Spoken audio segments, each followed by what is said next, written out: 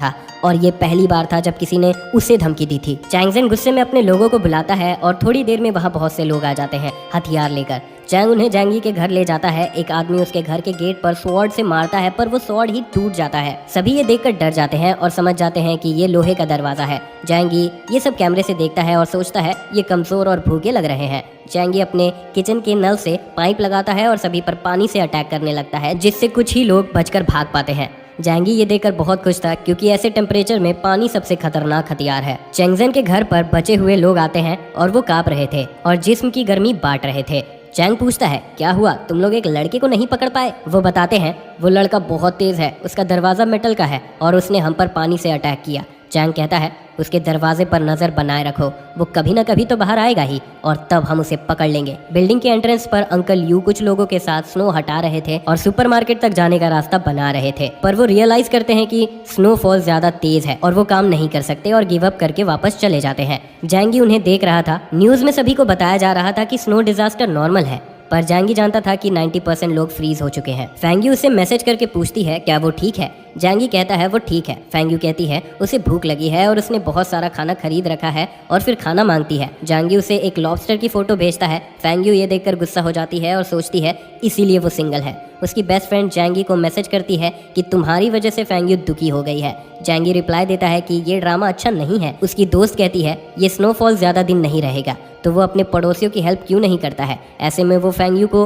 पटा भी सकता है। जैंगी इग्नोर करते हुए बस ओ रिप्लाई करता है। उसकी दोस्त भी बहुत गुस्सा हो जाती है। वो लोग डिसाइड करते हैं कि अगर ये ऐसा ही कर रहा है तो हमें दूसरे लड़के को फंसाना चाहिए। फैंग्यू जो पेंग को कॉल करती है जो तुरंत आ जाता है खाना लेकर और उसकी दोस्त दरवाजा बंद कर देती है। फैंग्यू को इससे फर्क नहीं पड़ रहा था, वो बस जैंगी से बदला लेना चाह रही थी। इस खाने के साथ 5 दिन बीत जाते हैं और स्नोफॉल भी बढ़ता गया। चिकन खाते हुए जैंगी रियल ड्रामा शुरू होने का वेट कर रहा था। अब इलेक्ट्रिसिटी भी चली जाती है और सभी पड़ोसी बाहर आकर एक दूसरे से पूछते हैं कि क्या उनके घर पर लाइट है, क्योंकि पानी और लाइट नहीं था। हीटर काम नहीं कर रहा था और ठंड इतनी थी कि कोई भी मर सकता था। आराम से खाना खाने के बाद जैंगी अपने जनरेटर को ऑन करने जाता है जो उसने वेयर हाउस से चुराया था। एंट लिन अपने पोते को पकड़े हुए कांप रही थी। उसने सोचा नहीं था कि स्नोफॉल इतना दिन तक चलेगा। तभी उसे एक मैसेज आता है कि ये एक ग्लोबल स्नो स्टॉर्म है जो लाखों सालों में एक बार आता है और इसमें हम सब मर सकते हैं। सभी को खाना स्टॉक अप कर लेना चाहिए। एंटलिन हैरान थी क्योंकि उसने सोचा नहीं था कि ये इतना गंभीर है। वो प्लान बनाती है कि ये न्यूज फैलने से पहले वो सभी का खाना गिव अप करवा देगी। एंटलिन ग्रुप में मैसेज कर देती है कि चिंता मत करो,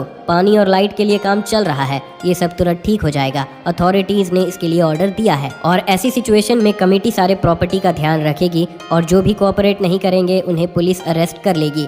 ये मैसेज देखकर सभी तंग हो जाते हैं, खास करके चैंगजेन, क्योंकि पुलिस का ऑर्डर उसे मानना पड़ेगा। फिर लिन मैसेज करती है कि कमेटी सभी के खाने को रख लेगी और उन्हें इक्वली डिस्ट्रीब्यूट करेगी। ये मैसेज पढ़कर जैंगी को याद आता है कि पिछले लाइफ में उसने ऐसे ही सबका खाना चुरा लिया था। एंटलिन गलती कर देती है जैंगी को प्राइवेट मैसेज करके, भतीजे तुमने बहुत सारा खाना खरीद रखा है, मैंने देखा था, अब तुम्हें वो देना होगा। जैंगी गुस्सा हो जाता है और ऑडियो भेजता है, मैं कुछ नहीं देने वाला हूँ और मैंने सारा खाना खा लिया है और अब सब खत्म हो गया है। अगर तुम कुछ खाना कलेक्ट कर ही रही हो तो मुझे भी कुछ दे देना। ये सुनकर लिन बहुत गुस्सा हो जाती है पर ख्याल करती है उसके पोते और उसे जैंगी की जरूरत है। लिन शांत हो जाती है और रिप्लाई देती है कि ये एक ऑर्डर है, तुम्हें ये मानना होगा। स्नोफॉल के बाद मैं तुम्हारे बारे में अच्छा रिपोर्ट करूंगी। अगर जैंगी को सच पता नहीं होता तो वो भरोसा कर लेता। फिर वो बताता है कि मैं झूठ नहीं कह रहा हूँ, मेरे पास खाना नहीं है और मैं भूखा हूँ, मुझे कुछ इंस्टेंट नूडल भेज दो। एंटलिन बहुत गुस्सा हो जाती है और कहती है मुझे मना करना मतलब ऑर्गेनाइजेशन के खिलाफ जाना, मैं तुम्हें रिपोर्ट कर दूंगी। जैंगी कहता है तुम कुछ भी नहीं हो। लिन बहुत गुस्सा हो जाती है और अपना फोन पटक देती है। लिन फिर दूसरे लोगों पर फोकस करने लगती है। 2 दिन बाद कुछ लोग खाना भेजते हैं। ये देखकर जैंगी सोचता है कि सभी बेवकूफ़ हैं जो ऐसी हालत में किसी पर भरोसा कर रहे हैं। थोड़े ही वक्त में पूरी दुनिया केओस में होगी, ज़्यादा खाना नहीं होगा, लोग या तो मरने का इंतज़ार करेंगे या फिर मारने का। चैट्स में बहुत से लोग लिन को टैग करने लगते हैं और खाने के बारे में पूछते हैं जो डिस्ट्रीब्यूट होने वाला था और धमकी भी देते हैं कि अगर हमें खाना नहीं मिला तो हम तुम्हें ही खा जाएंगे। लिन उन सब का मजाक उड़ाती है कि मैंने ये सब अपनी मेहनत से हासिल किया है तो मैं ये किसी को क्यों दूं। और तभी उसे चैंगजेन का कॉल आता है और वो घबरा जाती है। लिन पूछती है क्या चाहिए तुम्हें? चैंग कहता है तुमने सबको बेवकूफ़ बनाकर सारा खाना ले लिया। लिन कहती है ये कमिटी ने करवाया था और वो बस अपना काम कर रही थी। चैंग कहता है मेरे लोग खाने के लिए वेट कर रहे हैं। लिन बताती है ये सब खाना अभी सॉर्ट नहीं हुआ है, कुछ लोगों ने अब तक खाना नहीं दिया है, इसीलिए हम अभी डिस्ट्रीब्यूट नहीं कर सकते हैं। लेकिन चैंग अपने लोगों के साथ उसके घर आ जाता है और लिन को मारता है। और जैंगी ये सब देख रहा था सॉसेज खाते हुए। उसे आइडिया आता है और वो ये सब रिकॉर्ड करके ग्रुप में भेज देता है। लिन डर जाती है कि वो सारा खाना ले जाएंगे। लिन चैंग से रिक्वेस्ट करने लगती है कि इसमें मेरा खाना भी है, खाने के बिना मेरा पोता कैसे रहेगा।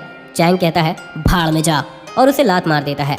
उसका पोता ये देखकर गुस्सा हो जाता है और एक नाइफ लेकर अटैक कर देता है। वो एक आदमी के पीछे चाकू मार देता है और वो आदमी बच्चे को जोर से लात मार देता है। चैंग को फर्क नहीं पड़ रहा था और कहता है ये इसी के लायक थी, हमें बेवकूफ बनाने के लिए हम तो न्याय कर रहे हैं। ग्रुप में सभी लोग ये वीडियो देखकर मजे ले रहे थे और चैंग को थैंक्स करते हैं। जांगी ये सब देखकर सोचता है कि ये लोग रियल प्रॉब्लम को नहीं समझ रहे हैं कि आज चैंग ने लिन के घर पर अटैक किया है, कल वो तुम्हारे घर पे भी कर सकता है।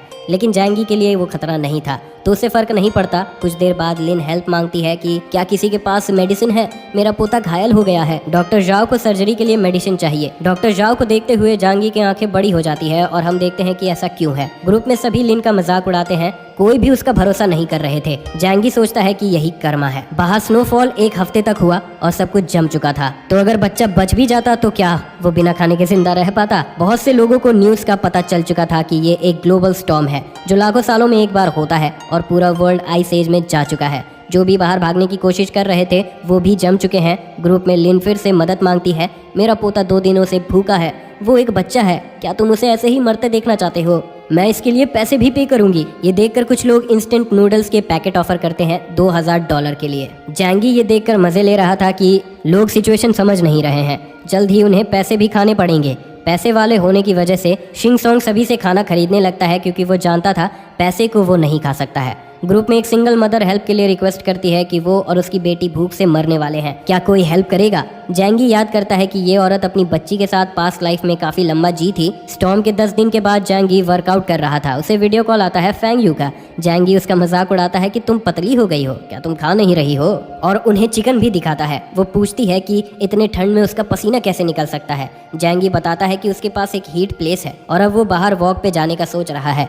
फैंग यू कहती है कि वो उसके साथ नहाना चाहती है, पर जैंगी उसे मना कर देता है और उसका मजाक उड़ाता है। वो गुस्सा हो जाती है और कहती है तुम मदद नहीं करना चाहते हो तो कोई बात नहीं, लेकिन हमारा मजाक मत उड़ाओ। जैंगी कहता है तो क्या मैं तुम्हें अब भी लूजर लगता हूँ, अगर तुम्हें खाना चाहिए तो जाओ किसी अमीर के पास, और कॉल रख देता है। फैंग यू बहुत गुस्सा हो जाती है और अपना फोन पटक देती है कि उसका लूजर अब वो लूजर नहीं रहा। उसकी दोस्त कहती है कि जैंगी बहुत कमाल है और ये फैंग यू का लॉस है कि वो उसके साथ नहीं हो पा रही है। वो उन अमीर लड़कों से तो अच्छा है जिनके साथ वो रहती थी। दोनों फाइट करने लगते हैं क्योंकि फैंग यू अपनी बेइज्जती बर्दाश्त नहीं कर पा रही थी। वहीं गवर्नमेंट स्नो डिजास्टर के बारे में सबको बताने लगे थे और टीवी पर अनाउंसमेंट भी करते हैं कि सभी के इलेक्ट्रिसिटी नीड को पूरा करने के लिए बस रात में ही सप्लाई होगा और वोल्टेज भी कम होगा। फिलहाल सभी पावर प्लांट को बंद कर दिया गया है, सभी बस अपना फोन और लैंप यूज करें। सभी लोग जान गए थे कि स्नोफॉल का कोई लास्ट डेट नहीं है। 10 मिनट फाइट करने के बाद फैंग यू और उसकी दोस्त जो पेंग को कॉल करती है और बताती है कि जैंगी उसके पवित्रता का नाश करना चाहता है क्योंकि उसके पास बहुत सारा खाना है। जो बहुत गुस्सा हो जाता है और जैंगी को सबक सिखाने का सोचता है। फैंग यू उसे और मैनिपुलेट करती है कि वो उसके घर पर डाका ही डाल दे। फिर वो तीनों जैंगी के घर के पास जाते हैं और नाइफ छुपाते हुए डोर नॉक करते हैं। जैंगी ये सब देख रहा था और समझ जाता है कि किसी को भी कैमरास के बारे में नहीं पता है। वो लोग फूड के साथ मेडिसिन एक्सचेंज करने का ऑफर करते हैं। जैंगी बहुत गुस्सा हो जाता है और फिर से पानी का अटैक करने चाहता है, लेकिन कचड़े के डब्बे को देखकर वो प्लान बदल लेता है और सभी पर गंदे पानी से अटैक करता है और कहता है ये खाना तुम लोग डिजर्व करते हो। जो गुस्से में दरवाजे पर मारता है और खुद के ही हाथ को हर्ट कर लेता है। जैंगी ये देखकर हंसता है और स्पीकर से बताता है कि उसका दरवाजा मेटल का है। फिर थोड़ी देर बाद वो सोने चला जाता है। फिर वो एक गन शॉट की आवाज सुनकर उठ जाता है। जैंगी जानता था ये सब तो होना ही था, लेकिन ये काफी जल्दी था। वो कैमरा से देखता है कि चेंगजेन और उसके लोग सभी के घर जा रहे हैं और खाना हड़प रहे हैं और सभी को फोटोज और वीडियोस भेजकर डरा रहे थे और धमकी देता है कि अब उसका राज है। ये सब देखते हुए एक नया ग्रुप बनता है और बात होती है कि उन्हें चेंगजेन को रोकना होगा। जैंगी भी इस ग्रुप में ऐड हुआ था और ये सब पढ़ रहा था और मजे ले रहा था। एक रिटायर्ड ऑफिसर चेंगजेन पर अटैक करने का प्लान देता है, सभी उसका सपोर्ट करते हैं। वो अंकल कहता है उसे जवान लड़के चाहिए होंगे। एक औरत कहती है लिन ने हमें धोखा दिया था तो हमें इस अंकल पर कैसे भरोसा करना चाहिए, जिससे वो ग्रुप भी डिवाइड हो जाता है। एक चेंगजेन पर अटैक करना चाह रहे थे और बाकी भरोसा नहीं करना चाह रहे थे। जैंगी ये सब आराम से पढ़ रहा था और कैमरा से सब कुछ देख ही रहा था। जैंगी सोचता है कि उसे चेंगजेन को रोकना होगा क्योंकि वो सभी को मार रहा है जो सही नहीं है। अगले दिन एक रेसिडेंट जो अंकल के अपोजिशन में थी वो ग्रुप में हेल्प मांगने लगती है क्योंकि अब उसकी बारी थी, लेकिन कोई फायदा नहीं होता और वो पकड़ी जाती है। फेंगयू और उसकी दोस्त डर गए थे और अगला नंबर उनका हो सकता था। वो प्लान बनाते हैं कि वो जैंगी के स्टॉक पाइलिंग के बारे में सबको बता देंगे और सभी के साथ मिलकर उसके घर पर अटैक करेंगे। वो जैंगी को नए ग्रुप में ऐड करती है ये सब बताने के लिए। जैंगी को कोई फर्क नहीं पड़ता और चेंगजेन से उन्हें बचकर रहना